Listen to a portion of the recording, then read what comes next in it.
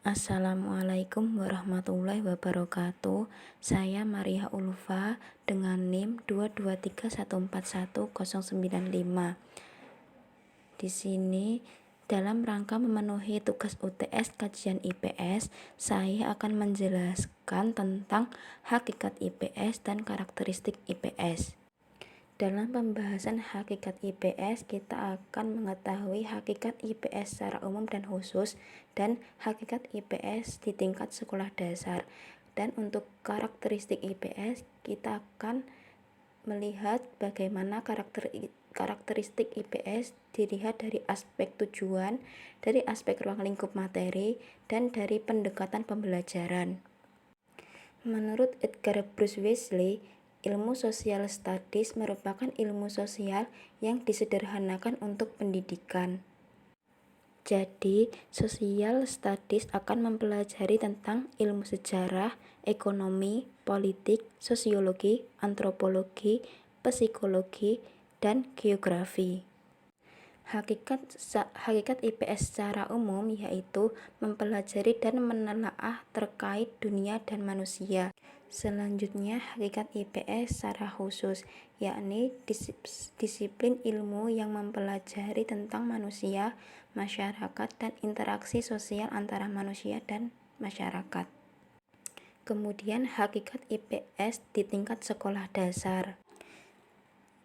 Jadi IPS berdiri sendiri sebagai penyederhanaan dari ilmu sosial dengan tujuan pedagogik, psikologis, dan karakter anak. Selanjutnya, pengorganisasian disiplin ilmu IPS, yaitu terdapat terpisah, korelatif, dan fusi. Yang terpisah berdasarkan dengan ciri karakteristik yang dipelajari. Kemudian korelatif hanya berkaitan antara pembahasan satu dengan pokok pembahasan yang lainnya. Selanjutnya ada fusi, yaitu terintegrasi atau mengalami peleburan penggabungan satu disiplin ilmu menjadi satu, menggabung satu mata pelajaran menjadi satu tema. Kemudian ada perbedaan ilmu sosial dan pendidikan IPS. Ilmu sosial diperlukan dengan penelitian yang objektif, empiris, dan rasional.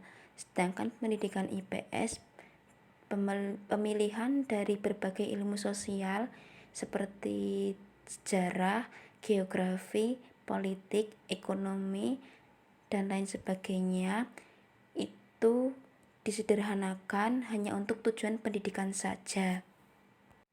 Selanjutnya ada karakteristik IPS. Yang pertama, karakteristik IPS dari sisi tujuan, yaitu pengembangan kemampuan berpikir siswa.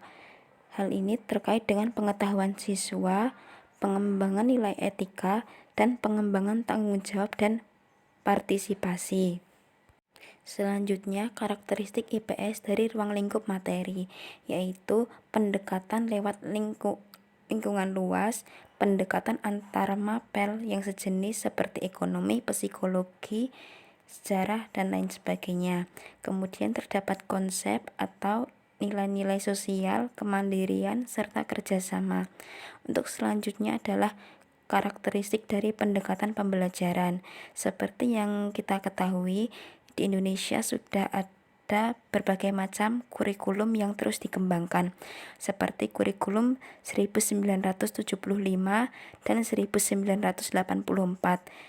Pada kurikulum itu, pendekatan IPS dengan cara pendekatan integratif, yaitu memadukan satu materi IPS dengan satu materi IPS yang lainnya. Kemudian, kurikulum KBK dan KTSP, yaitu pendekatan dengan sifat kontekstual. Demikian akhir dari penjelasan saya terkait dengan hakikat IPS dan karakteristik IPS. Terdapat salah kata dari penjelasan saya, mohon dimaafkan. Wassalamualaikum warahmatullahi wabarakatuh.